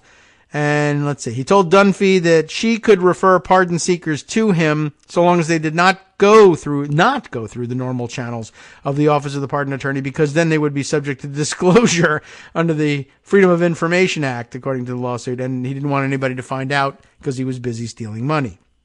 All right. I mean, it's on the record now. It's been on the record. Other people have reported it. We have put it on the record of the radio show, which is important for referring back on some of these things. Okay, let's see. So we've read a couple of terrible stories about Trump. There's more, of course. There's the latest in the... Oh, you know what I should point out? The latest in the series from Maggie Haberman and Charlie Savage. Anybody else in this one? Jonathan Swan, right. In the Oh My God, Look What Trump is Planning for His Second Term series, which I want to point out that yesterday on Blue Sky, probably, Charlie Savage was tweeting the article around and saying that it was the latest in their article on the quote on the, I don't know whether he put it in quotes, but I'm quoting him using the term the latest on the stakes in the race, the latest stakes reporting, which I think I have to imagine is an obvious nod to Jay Rosen and his insistence that reporters ought to be covering the stakes, not the odds. And as much as people like to disparage Maggie Haberman, and sometimes deservedly so, she's doing what's getting them readers. That's certainly true, but she's doing the thing we all want done now, to be talking about the stakes, and it's especially important for them to acknowledge. This is not something that Times reporters very frequently do. Acknowledged input from others. And say, yeah, that's a good idea. We acknowledge it and we want to incorporate it into our reporting in a way that makes that acknowledgement plain. I mean, of course, he didn't say, I'm doing this for Jay Rosen, but I think everybody has seen that and knows what he's talking about. So the latest installment in that was from yesterday under the title of Why a Second Trump Presidency May Be More Radical Than His First. I think you can probably all imagine all of that. I have yet to review this latest one, but it looks like an awful long read, and of course it'll eat up the rest of the segment if I just read it straight now. But I think we all kind of know where it's going. I just want to note for the record that it's out, and perhaps we'll read it at some later date. There are others out there as well, including I haven't read on the show, but we did discuss last week, and I thought you should give it a look. And others are now responding to it. The Robert Kagan piece that Greg mentioned yesterday, a Trump dictatorship is increasingly inevitable. We should stop pretending. One more in that genre that I think Greg actually shared with me, because he's always got one eye on what's going on in the Bulwark, but he might not have shared. I did see other people passing this one around too. Jonathan V. Last, who, am I familiar with Jonathan V. Last? Maybe, maybe not. I don't know. Is there anything, this is his column in the Bulwark, so they just assume that we know who he is.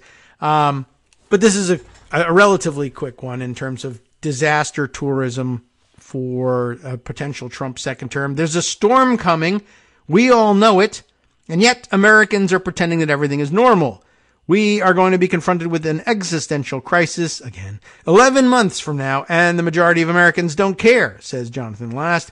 I want to connect the dots running from the monster Bob Kagan piece that we just referred to, that Charlie talked about this morning, to Bill Kristol's interview with Jonathan Karl. Okay, what's happening here? Of course, I guess one of the partners or one of the other writers at the Bulwark, writing a piece earlier in the day called "You Are Really Not Sufficiently Alarmed." A few alarming weekend reads. He was assigning homework on December 1st himself. But at any rate, it's dark and it's urgent. Buckle up, says Jonathan Last. Here's what he's got to say. What time is it? Bob Kagan knows. So now you'll get an excerpt from the Bob Kagan article. This, says Bob Kagan, again, is a clear path to dictatorship in the United States. And it is getting shorter every day, or there is a clear path. It's getting shorter every day. In 13 weeks, Donald Trump will have locked up the Republican nomination. It's 7 weeks to the next government shutdown, 13 weeks till Donald Trump probably locks up the Republican nomination. The idea that he is unelectable in the general election is nonsense. There's some ellipses here. The fact that many Americans might prefer other candidates will soon become irrelevant when millions of Republican voters turn out to choose the person whom no one allegedly wants. For months now, we have been living in a world of self-delusion, rich with imagined possibilities. Maybe it'll be Ron DeSantis, or maybe Nikki Haley. Maybe the myriad indictments of Trump will doom him with Republican suburbanites. Such hopeful speculation has allowed us to drift along passively, conducting business as usual, taking no dramatic action to change course, in the hope and expectation that something will happen. Like people on a riverboat, I guess. We have long known there is a waterfall ahead, but assume we will somehow find our way to shore before we all go over the edge. The magical thinking phase is ending. I think it's magical thinking to think we're all thinking the riverboat metaphor, but okay. Anyway, now John Last takes over here.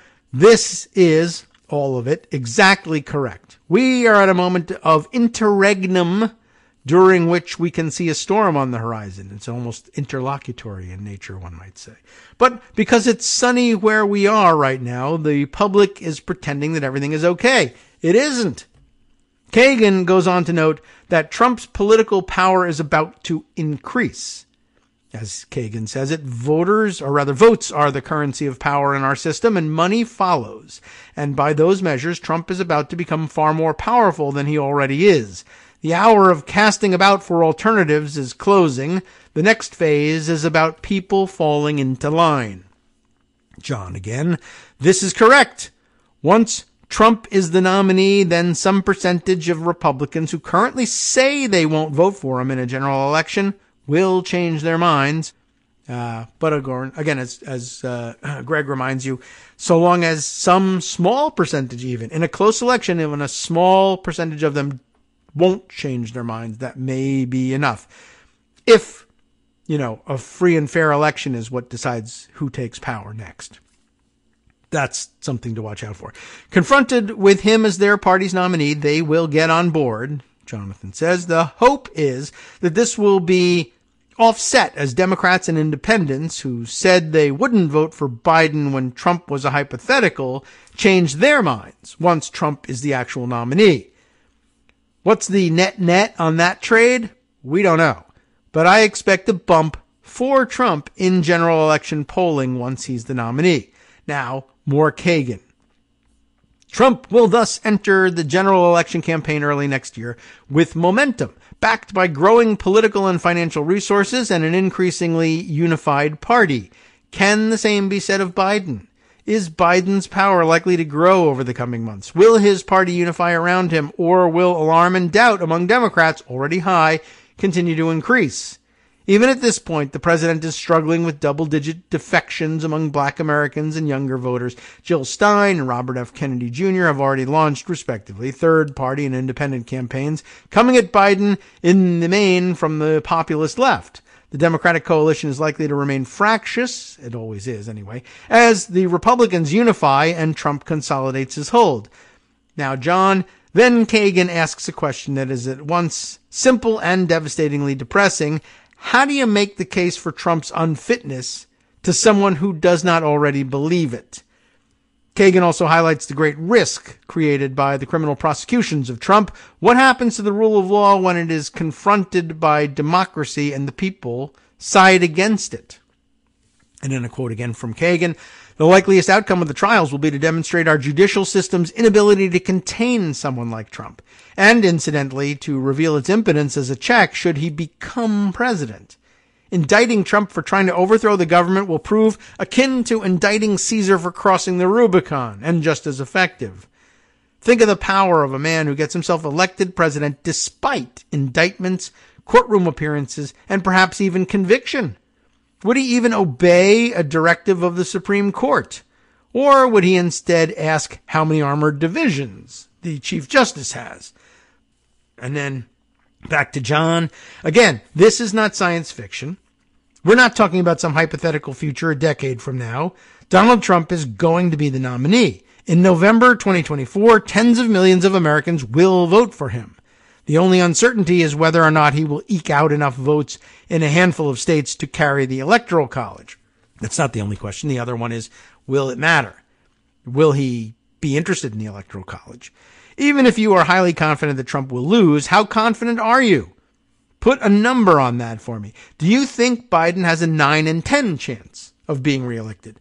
And now answer me this. Would you get onto an airplane if I told you that it had a 1 in 10 chance of crashing? No, I don't know. But I don't know if this is supposed to be some sort of switch candidates, Democrats, because they'll have a 1 in 10 or maybe a 2 in 10 chance of crashing. So I don't know. Next up, the second term. Jonathan Karl is a straight news reporter. Is this may be just another news item entirely. I guess now that I look at it, it's not a second section of this, or is it? Yeah, maybe it is a second section of this. Okay, Jonathan Karl is a straight news reporter. He talked with Bill Kristol this week about a Trump second term, and Karl might as well have been Ian Bassin, B-A-S-S-I-N, which makes no sense to me as a reference, but I'm not good with that stuff. Why is Karl so alarmed that he sounds like a pro-democracy activist? Because he's spent the last year reporting on Trump. He's interviewed Trump and loads of Republicans. He told Kristol that 95% of the sourcing for his book came from Republicans, many of whom worked for Trump. And the picture they painted for Karl was dystopian. Some bullet points on it here. Acting appointments. Acting. Right. From top to bottom. All right, we'll press the button. Acting. A cadre of thousands of political appointees vetted for personal loyalty to Trump, replacing career civil servants. We heard about that. An understanding among Trump lieutenants that they are free to break the law because they will be pardoned. And then lastly, an overriding desire on the part of Trump to seek retribution against perceived enemies. Again, and I cannot emphasize this enough, this is not a prediction from me, Jonathan, and my weirdo never Trump friends. This is what the people who worked for Trump believe he will do. The world looks normal right now, but it is not. Forces are in motion that will bring us to a point of national crisis 1 year from now. It's almost as if we had been given Hamas's plans for an attack, for instance. We know this as surely as we know the sun will rise tomorrow. So why aren't people acting like it? I wish I knew, but we can't control other people. We can only master ourselves. Let me tell you what I'm doing. I'm going to keep ringing the bell, even though everything seems normal. I'm going to be honest with you about the state of play. I won't play angles, and I won't sugarcoat reality. Well, okay, sure, whatever. I mean, he might not sugarcoat things, but is he the only one telling the truth, man? I don't know. And I'm not going to wave my hands in both sides of the world. That's good news. As if there is any equivalency between the failings of the liberal order and the purposeful autocratic aims of illiberalism.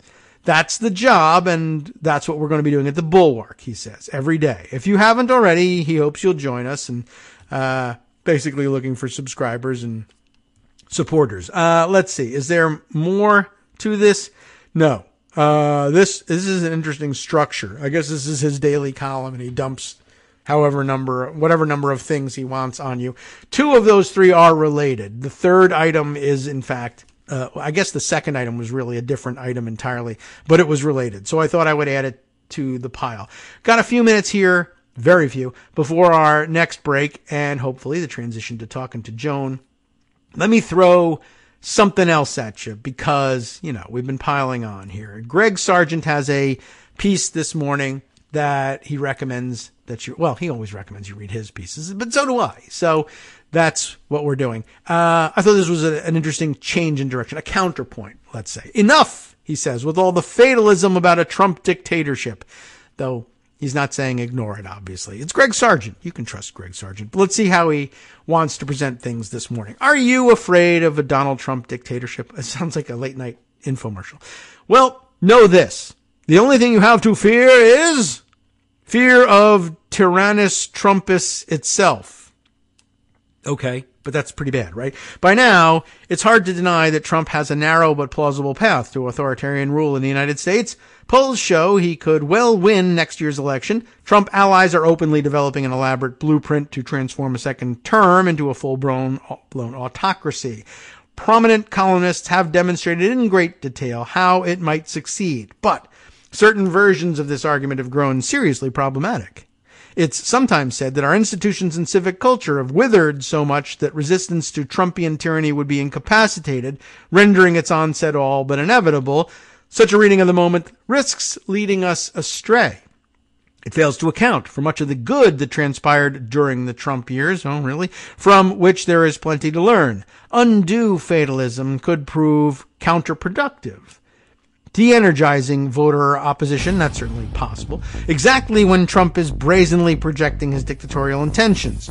No question, extreme pessimism is understandable. Trump faces multiple criminal indictments, including for allegedly attempting to destroy free and fair elections in the U.S. He and his allies are vowing to stock the government with loyalists who would tramp legal constraints, arrest political opponents without a cause, and persecute the, quote, vermin voters who resist him. What might be the optimistic view on the other side of this? We'll see if we can find out. Hi, everybody. It's me, David. Let's change things up from the old fundraising pitch for just a minute and talk instead about how you can be a part of our show. If you've got a smartphone or any other electronic recording device, why not sit down and record a segment for us? Read us an important article and give us your take. Read one of your own original essays, or even just give us your commentary on something you'd like to share that's important to you. Then send the file to me at kagrox@gmail.com, and I'll try and work it into the show.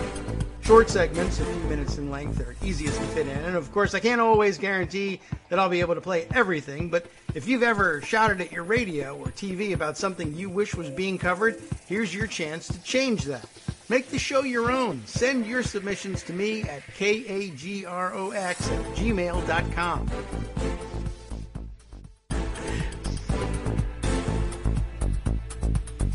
All right, welcome back now to the Kagro in the Morning Show here on Netroots Radio. Joan McCarter is here, and Joan McCarter's been up all day, as it turns out.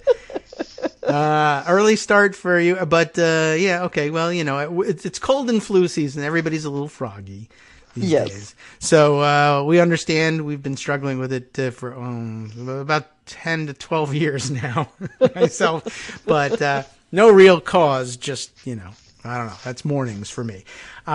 But we're glad to have you back this week. Sorry to hear about your dog. Condolences there, and I hope everyone was supporting you in that one. Yes, very much. George Carlin used to say pets are little tragedies in the making. You know when you adopt them what's going to happen, and you do it anyway. And... Yeah, I know. It's you trade all that good time for the roughest time, but yes, it happens.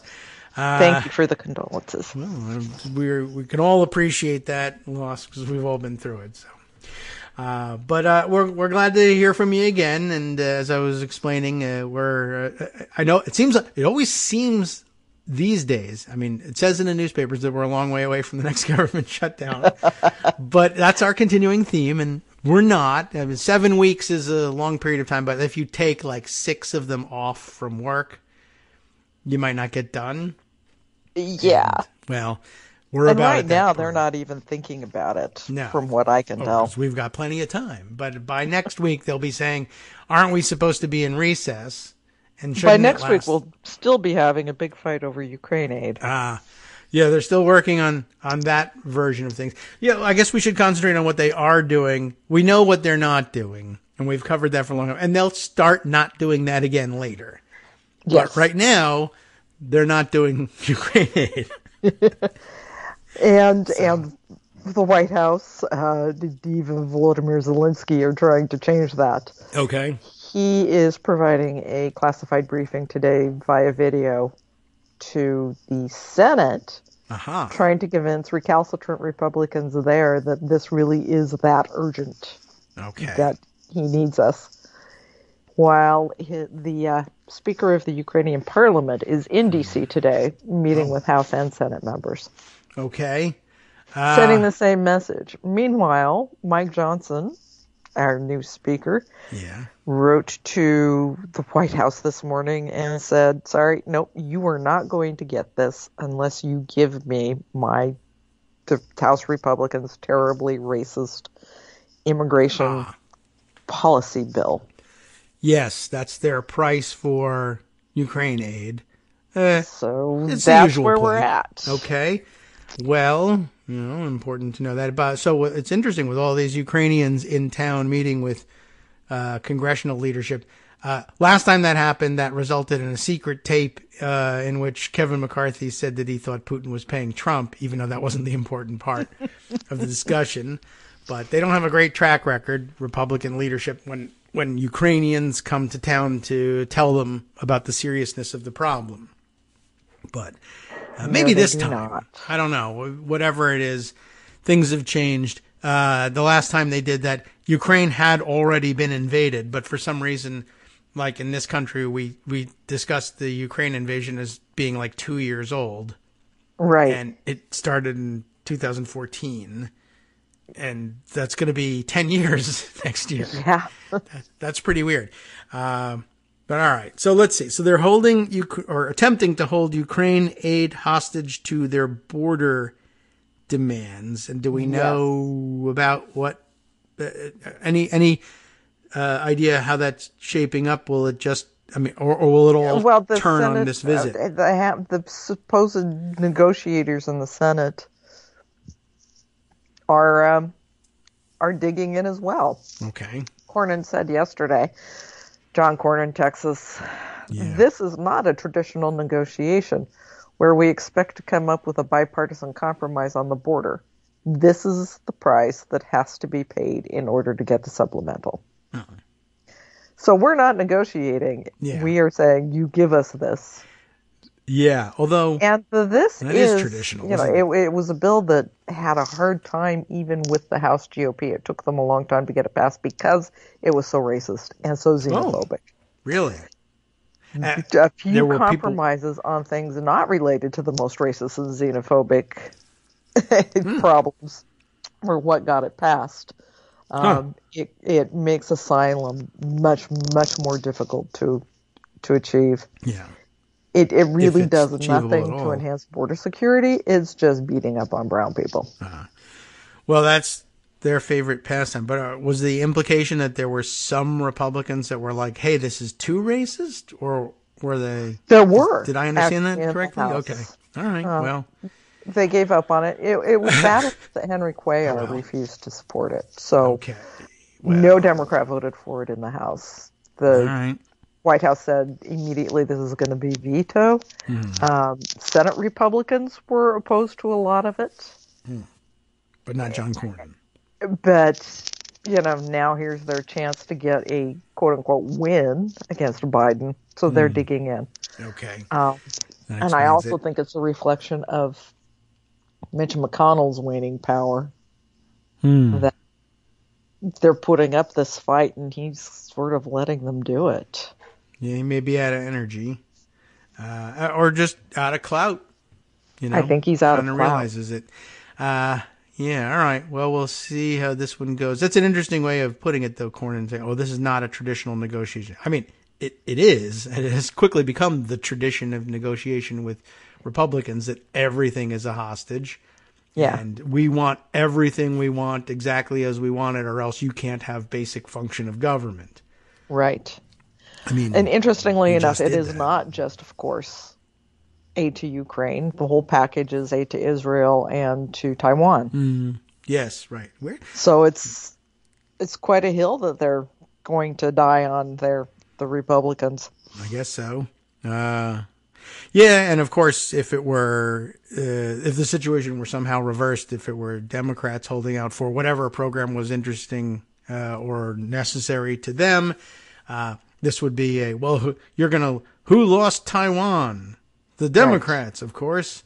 But that never happens to Republicans for some reason because they're so serious in international affairs and fiscal responsibility. National security. And defense.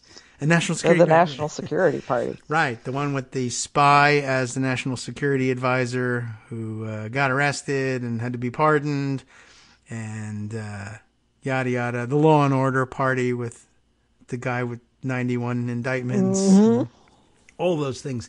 The fiscal conservatives who blow up the debt.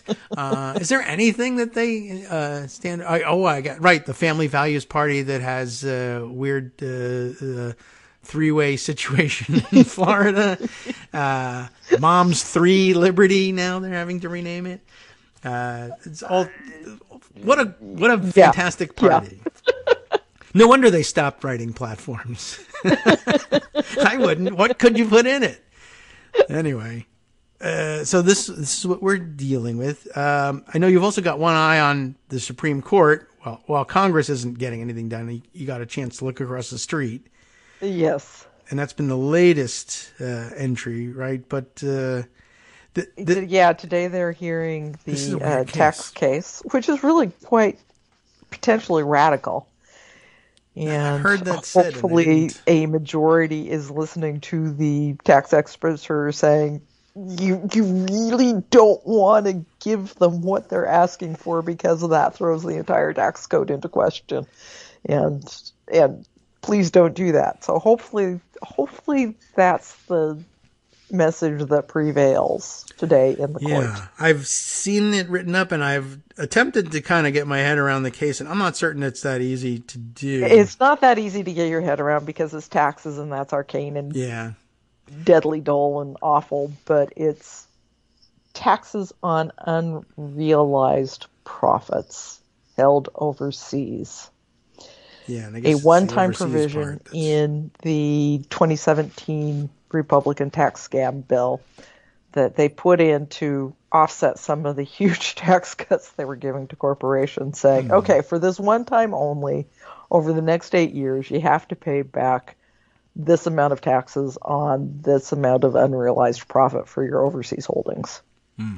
Overseas and only. A couple in Washington State who has an investment with an Indian company that has something to do with agriculture said, no, we don't want to pay that $14,000 and sued. Well, okay. Well, I mean, people do that all the time. And I guess, this, all I can glean from it is that the challenge is, well, we don't normally, under the normal tax system here in America for assets, for wealth and income here in the United States, we don't tax unrealized gains when you sell something, the capital gains tax, sell stocks except or whatever. For in certain cases like limited partnerships and various other. But there's nothing else to tax. Where they would otherwise be. We do in fact do that. It could throw all of these other categories into question. And not to mention something like $394 billion this was expected to raise over between now and 2027. Is that a lot? I don't know anymore. 300 and something billion. Okay. Yeah. That'll be coming from you guys instead of the wealthy people who are hiding it overseas. I mean, imagine whatever. It was so egregious that even the Trump administration said, yes, sure, I'll sign this bill. Paul Ryan wrote it and says, oh boy, don't go there. Wow. Paul Ryan is saying, no, what you're asking for is too radical. Okay. And you have to pay some taxes and don't do this, Supreme Court. Paul Ryan. Wow. So hopefully saner heads will prevail on this one. But one of the things that's interesting about this case is that it is yet another in which Samuel Alito should have recused. Oh, well. And, of course, refused to. Oh. Because the lawyer arguing it is David Rivkin, the same David Rivkin who gave Samuel Alito those big, long interviews in the Wall Street Journal earlier this year to air his grievances against the Senate. Well, now they've been aired. Everything's fine. So, all right, well, there's no... I don't know. It's changed nothing. We're going to have an ethical code. Maybe you will. One of the things this does is reiterate the fact that this ethical code is bullshit. I guess so. Not much other things you can take away from that. All right, so we'll keep an eye on it. All we can say at this point is there's a relatively confusing case as tax law goes that might undo everything underpinning the tax code, which if they grant what the latest group of rich people want, might mean, hey, we don't have to pay anything ever anywhere. Well, we still do because we're not rich. Right. Oh, right. No, I mean, yeah, they're speaking of a we that doesn't include us. Yeah, they'll get away with things. You just sock your money away in the right places. Create an enormous problem that would everybody would be challenging all kinds of taxes except you guys, you and us. We would have to pay it. You earn your money from a job here in the United States, sucker. You got to pay the tab for the whole thing. Right. So losers and suckers who serve in the military and work and live in the United States. Yes. It seemed like a party that couldn't get elected, but Bank in the United States. Yeah. Well, that's your problem.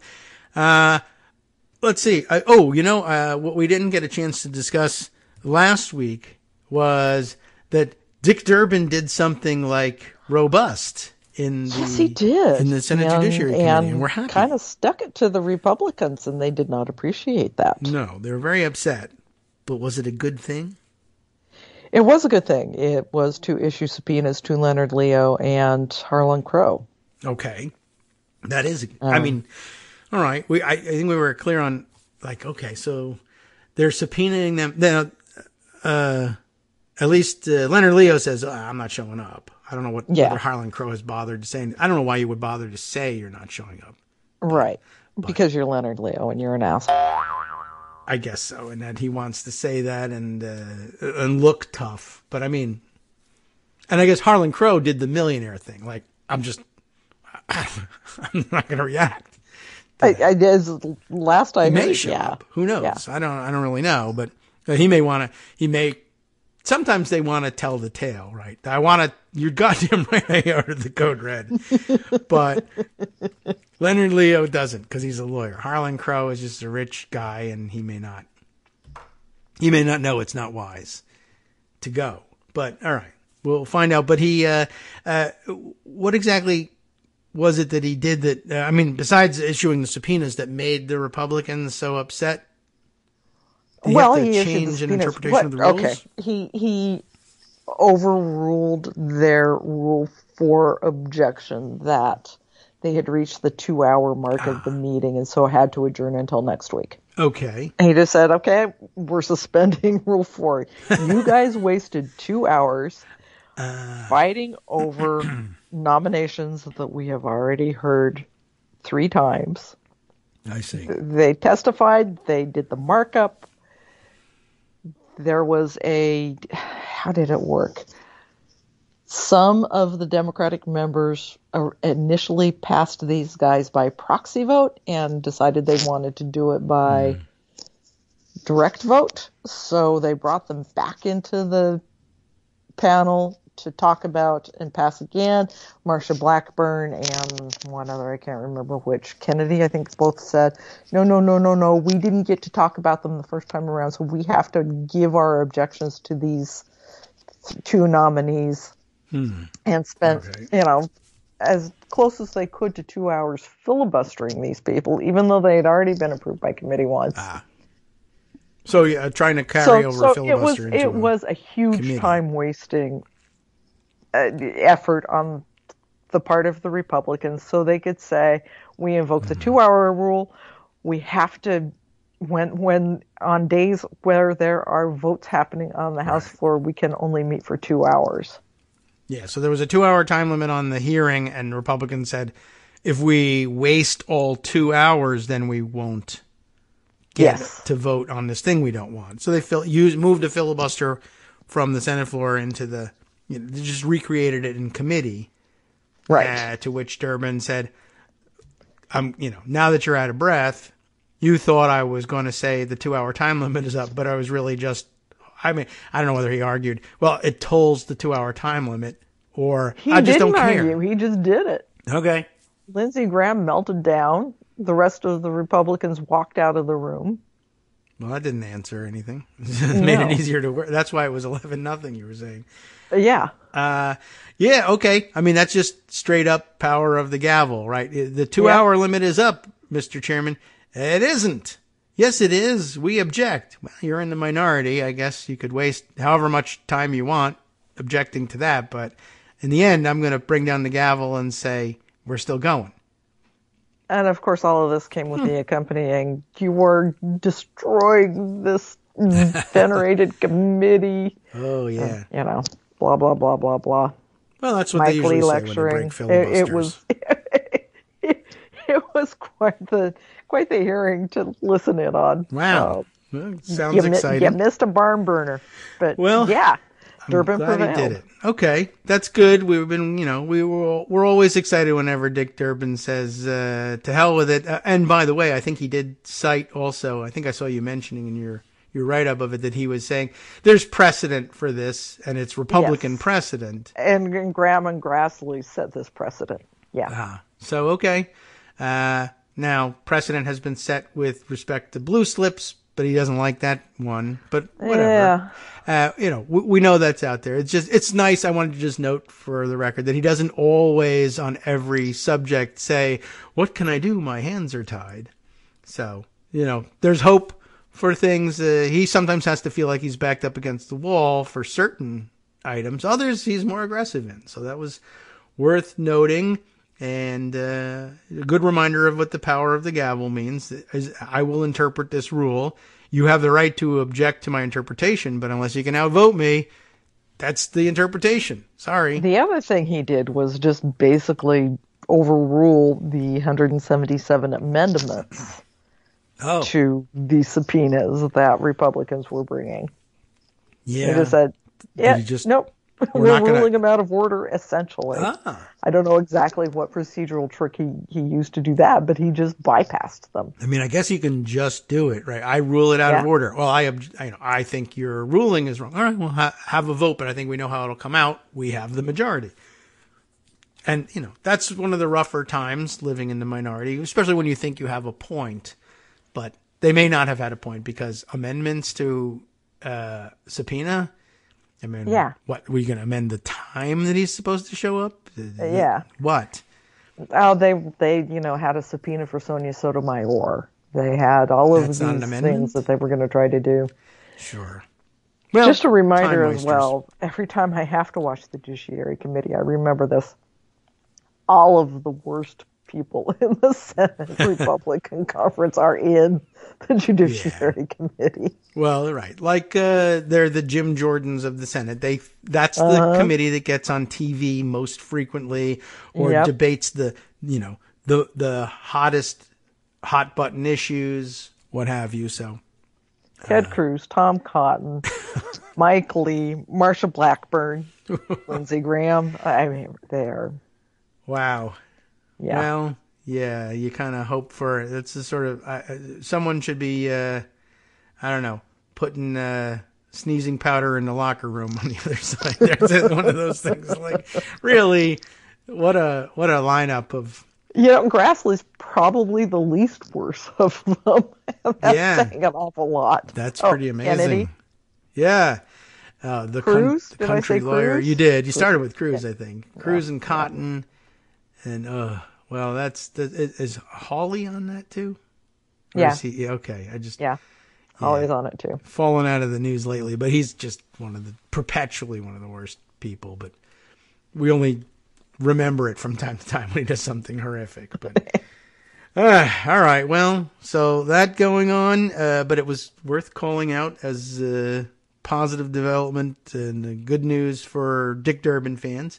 Yes. Well, we tend not to be a fan of, but when he does good things, he's a pleasant fellow. I just wouldn't necessarily send him in as the gladiator you need in many cases. But all right, other things on the horizon or on your mind. I know what you've written about in the past couple of days, but give you a chance to pick and choose if you like. Excuse me, I had a bit of a cough there. Yeah, okay.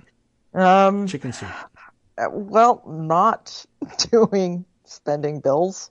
Okay, well, yes. Which, was the whole point of putting off the government shutdown until January and February was dealing with that now. They're not dealing with it now. I don't know when they're going to deal with it, but... all right, well, at the last minute. And that last minute is, in the first instance, January 19th. 19th, okay. Second instance is, appropriately, Groundhog Day. Yes, right. That's like a big joke for them. So, in pretty rapid succession, I know, let's see, I'm running down the list of recent posts here. Tuberville saying, this was last Friday you were mentioning, showing signs of folding. Although I haven't seen an update about when this is happening, but he's finally said, I think under pressure from his colleagues, okay, I'll let some of them go. Of course, saying, we need to do this. These people have been waiting for so long, and we can't have that. The United States Congress has for too long ignored its responsibility to approve these promotions. Okay. Yeah. Does he give an indication of, is it a selective group he's going to bring forward? It's probably going to be something that Sullivan has been pushing all along. Say, okay, make it be the policy people at the Pentagon, not the officers, and he'll limit it to the top admirals and generals, the top brass.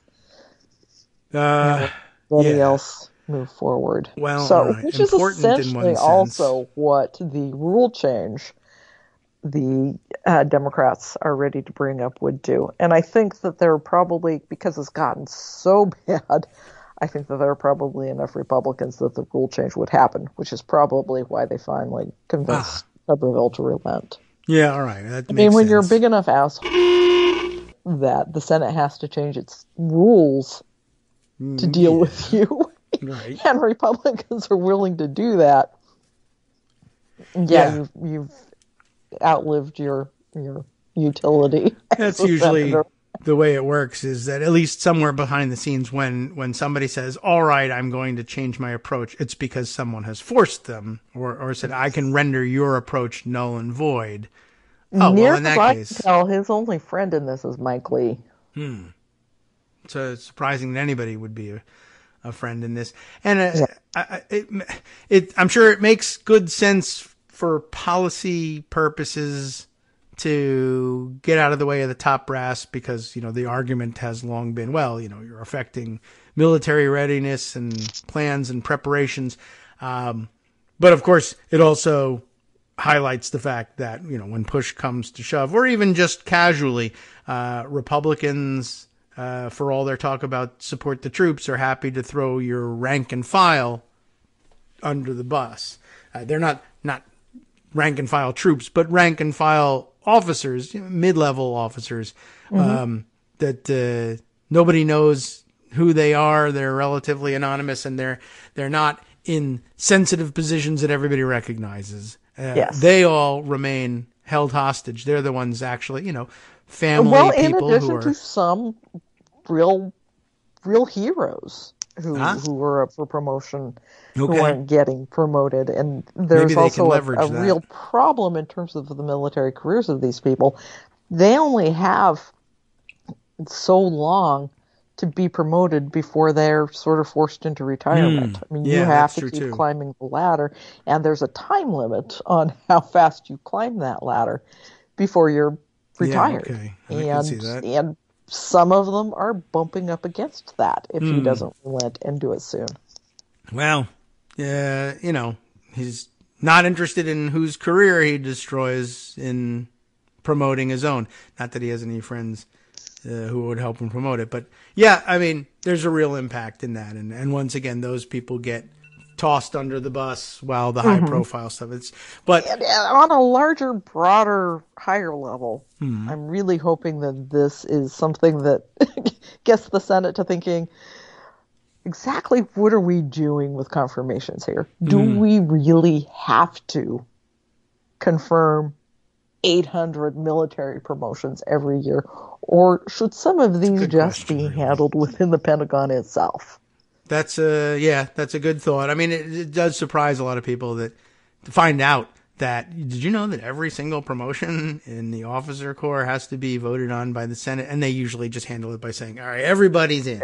Right. And it's something probably that needs to be reformed, as does a lot of civil service promotions. Okay. I mean, there really is no need for the Senate to be involved in probably 80% of the promotions, which they have to confirm. All right. Well, promotions and appointments. Hijackers like this to highlight that issue and to push them into reform.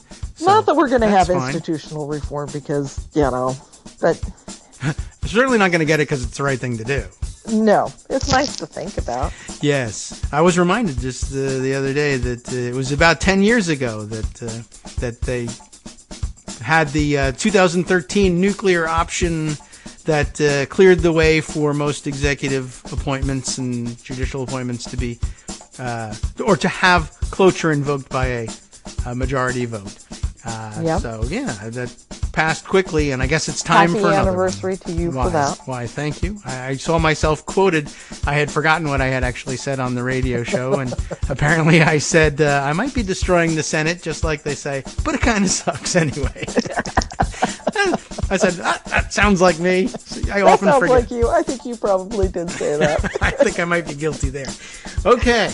Well, all right, thanks for coming by today, and hope things are clearing up for you. We'll all be battling our winter colds over the next couple of weeks, but let us know how you're feeling. I appreciate you coming by, and maybe we can check in again once or twice before the year draws to a close. I think we probably can. That should be nice. Let's bet heavily on it. All right. Thanks, Joan. Talk to you next week. Take care. Time now for us to turn things over to Justice Putnam for the West Coast Cookbook and Speakeasy. NetworksRadio.com. You have been listening to Kagro in the Morning with David Waldman. Well, there's a lot to speak about, and I'm sure he can do it very easily. That's why they call it a speakeasy. Here's what he's got on tap for you today. Trump facing renewed scrutiny from former January 6th committee co-chair Liz Cheney, who has got a book to sell. Might run for president. We don't know, but she's got lots more tea to spill in all of this. Stay tuned for more next.